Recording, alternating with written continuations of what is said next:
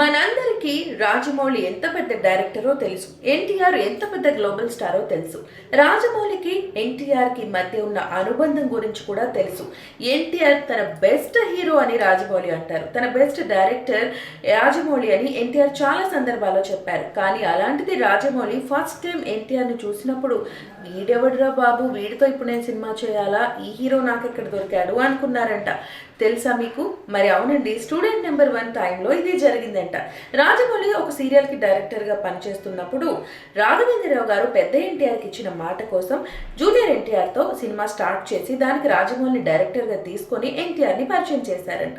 ఆ టైంలో ఎన్టీఆర్ని చూసి, ఎన్టీఆర్ పర్సనాలిటీని చూసి ఈతనితో నేను చేయాలనుకున్నారట. అదే కాకుండా స్టూడెంట్ నెంబర్ 1 గురించి ఒక క్రింజ్ కామెడీ అందులో జరిగింది. ఆ సినిమాని ఎంత త్వరగా వీలైతే అంత త్వరగా జనాల మైండ్ నుంచి తీసేయాలనుకుంటున్నాను అని కూడా రాజమౌళి చెప్పడం జరిగింది. మరి ఆ రోజు ఒక నెగిటివ్ థాట్తో ప్రారంభమైన వారి అనుబంధం ఇప్పుడు ఎంతో గాఢంగా పెనవేసుకొని మరిన్ని సినిమాలతో మన ముందుకు రాబోతున్నారు.